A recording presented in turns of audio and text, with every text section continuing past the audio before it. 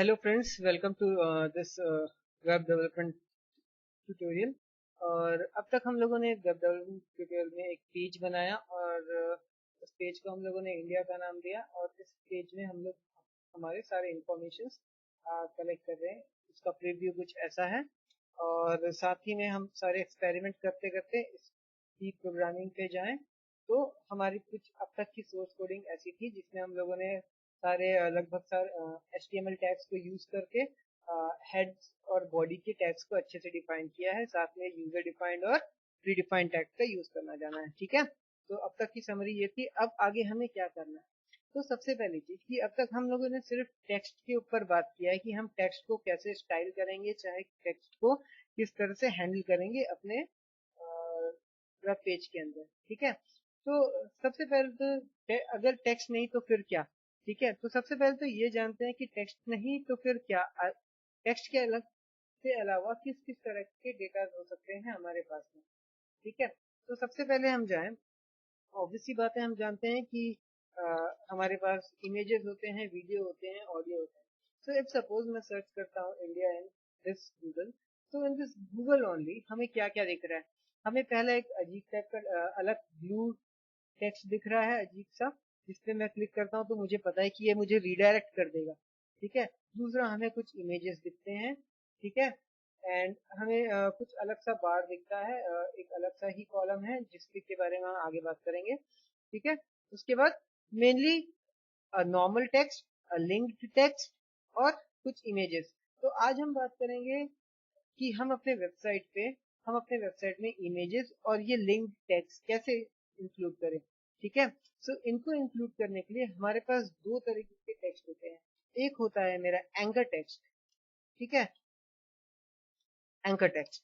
और दूसरा जो टैग होता है वो मेरे पास होता है इमेज टैग।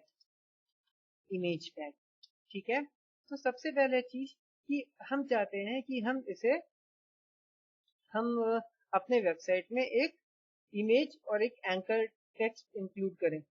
इमेज से होगा ये कि हम अपने वेबसाइट पे एक इमेज डिस्प्ले कर पाएंगे, और एंकर टैग से होगा ये कि हम किसी टेक्स्ट पे क्लिक करके हम उससे किसी और चीज पे रिडायरेक्ट कर सकेंगे। ठीक है, तो सबसे पहले तो मैं अपने वेबसाइट को क्लीन करता हूँ ताकि मुझे थोड़ा स्पेस मिले काम करने के लिए। फाइन, तो सबसे पहले मैं करने जा रहा हूँ कि मैं अपनी वेबसाइट के अंदर एक इमेज इंक्लूड करने वाला हूँ। ठीक है, तो इसके लिए सबसे पहली चीज कि मैं इस इंडियन फ्लैग को, इस इमेज को डेस्कटॉप से लेकर के Ctrl+C अपने फाइल में जा करके और यहाँ पे एक फोल्डर बना लूं। आप चाहें तो इसे कहीं और से भी कॉल कर सकते हैं, but in a proper strategic format हम इसे एक इमेज नाम के फोल्डर, IMG फोल्डर के अंदर पुट कर देते हैं। ठीक है, और हम जब भी जहाँ पे भी हमको इनको यूज करना होगा हम इसे कॉल करेंगे। कैसे कॉल करेंगे वो देखते हैं। ठीक है, तो मान लीजिए अब मुझे ये डिजाइन करना है कि मेरे इस लाइन के बाद में मेरे पास इंडिया का फ्लैग आ जाए। ठीक है, मेरे पास इंडिया का फ्लैग आए, तो उसके लिए मैं क्या करूंगा, मैं इस इमेज टैग को लूंगा, यहाँ प्लेस करूंगा। ये इमेज टैग ये डिफाइन करता है कि मेरे पास जो अब आने वाला है वो एक इमेज फाइल है। ठीक है, तो उस इमेज फाइल को हम लिंक कैसे करें? लिंक करने के लिए हमें उस इमेज फाइल का सोर्स देना पड़ता है ना। सोर्स क्या होता है, याद रखिए, हमारे पास इस बार में, हमारे विंडो के इस बार में अगर हम क्लिक करें तो हमारे पास एक लंबी लेंथ फाइल टेक्स्ट आती है जिसको हम किसी भी चीज का सोर्स बोलते हैं। फॉर एग्जाम्पल इस इंडिया का सोर्स है, इस इंडिया का इमेज का सोर्स है C users net desktop India image. ठीक है, /india.jpg। तो हम इसको इंक्लूड करने के लिए लिखते हैं सोर्स इज इक्वल टू। ठीक है, अब यहाँ जाके हम इसे कॉपी कर लें, कॉपी करके हम यहाँ पे पेस्ट कर दें। ठीक है, उसके बाद में हम यहाँ पे लिख सकते हैं india.jpg। याद रखिए, जब आप कोई इमेज फाइल इनपुट कर रहे हो तो आपको उसका नाम देना है, साथ ही में आपको उसका एक्सटेंशन भी देना है। अगर आप इंडिया लिख के करेंगे तो यहाँ पे आपका कुछ भी वर्क नहीं करेगा।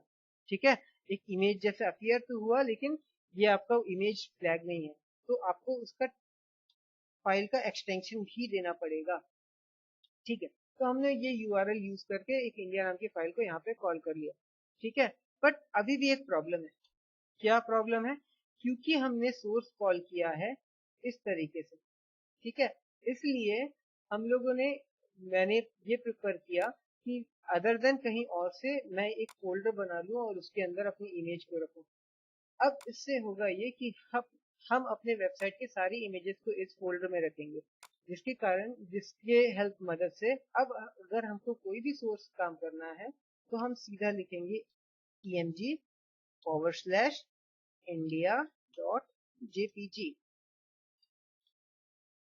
ठीक है, अब अगर मैं रिफ्रेश करूं तो मुझे ये इंडिया का फ्लैग नजर आता है।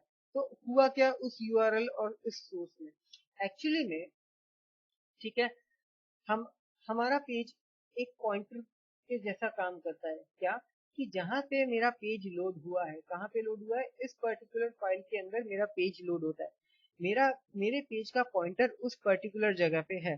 ठीक है, अगर मुझे इस पेज के आगे किसी और पेज में जाना है, मान लीजिए मैं इस डॉक्यूमेंट में हूँ, मैं इस फोल्डर में हूँ, मुझे उसके अंदर किसी फोल्डर में जाना है, तो मैं उसके अंदर जाके उस फाइल को यूज कर सकता हूँ।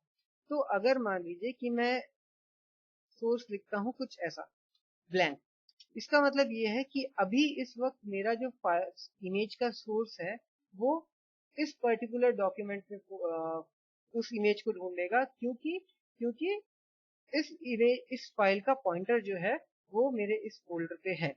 ठीक है, अब मुझे उसे नेविगेट करना है कहाँ? कि आप इस फोल्डर के अंदर एक फोल्डर है इमेज, उसके अंदर जाइए, वहां से इंडिया लीजिए। तो इसके लिए मैं करता हूँ सोर्स के अंदर img/india.jpg। ठीक है, राइट। सो अब अगर मैं इसे रिफ्रेश करूं तो ऑब्वियस सी बात है कि मेरे पास इंडिया का मैप है। ठीक है, चलिए दूसरा काम करते हैं। क्या? कि हम इस इंडिया के मैप को स्टाइल करते हैं थोड़ा। तो स्टाइल करने के लिए अगेन मैं क्या करूंगा कि मैं अपने इस इमेज के स्टाइल में जाऊंगा और इसकी प्रॉपर्टीज में चेंज करूंगा। दो नए प्रॉपर्टी देखते हैं। ठीक है, एक बॉर्डर और एक शेडो, जो कि मेरे दो फेवरेट प्रॉपर्टीज हैं। ठीक है, बॉर्डर, इस इंडिया के मैप के अक्रॉस बॉर्डर देने के लिए हम लिखते हैं बॉर्डर 5px। 5px मतलब कितने पिक्सल्स तक का वो बॉर्डर होगा। ठीक है, सेकंड थिंग इज किस तरह का बॉर्डर होगा, आई नीड इट सॉलिड।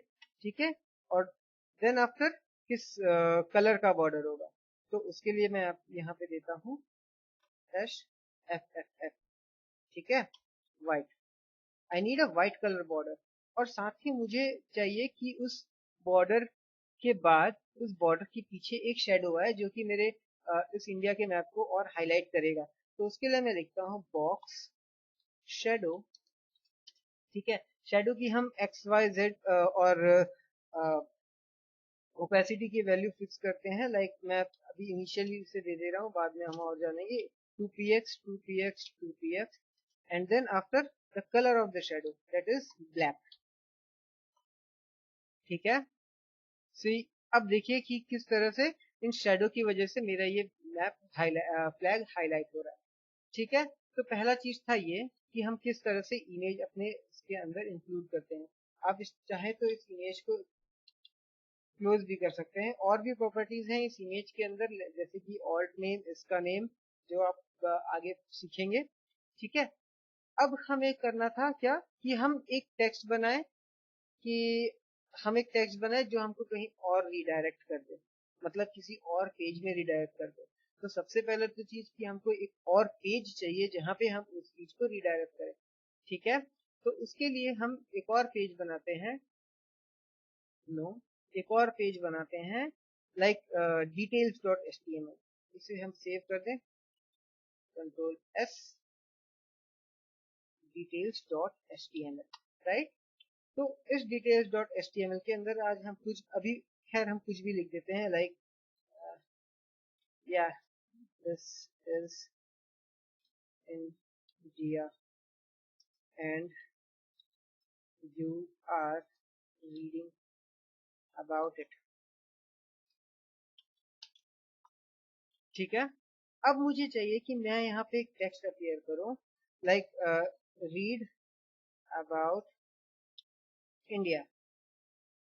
ठीक है, इसके पहले मैं एक ब्रेक टैग यहाँ लगा देता हूँ ताकि हम इसको अच्छे से अलाइन कर सकें।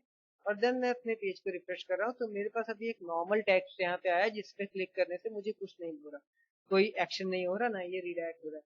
मुझे चाहिए कि मैं इस टेक्स्ट पे क्लिक करूँ और इस पर्टिकुलर detail.html को रीड कर सकूं। ठीक है, तो अब उसके लिए मैं यूज करता हूँ anchor tag, that is a, open करें और इसे क्लोज कर दें।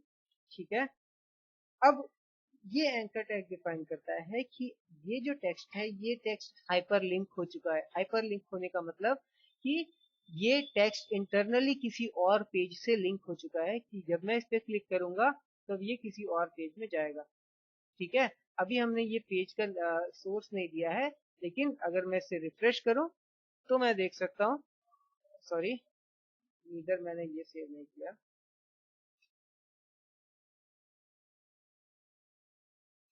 ठीक है, तो अभी सॉरी कुछ भी अपीयर नहीं हो रहा, बिकॉज मुझे हमेशा एंकर के साथ में उसका एक सोर्स देना होता है।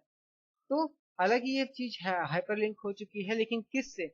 तो उसके लिए हमें हाइपरटेक्स्ट रेफरेंस देना पड़ेगा, जिसको हम लिखते हैं h ref is equal to, मुझे जिस पेज को लिंक करना है उससे हमें इसे लिंक करना है। ठीक है, उसका सोर्स हमें यहाँ पे लिखना है।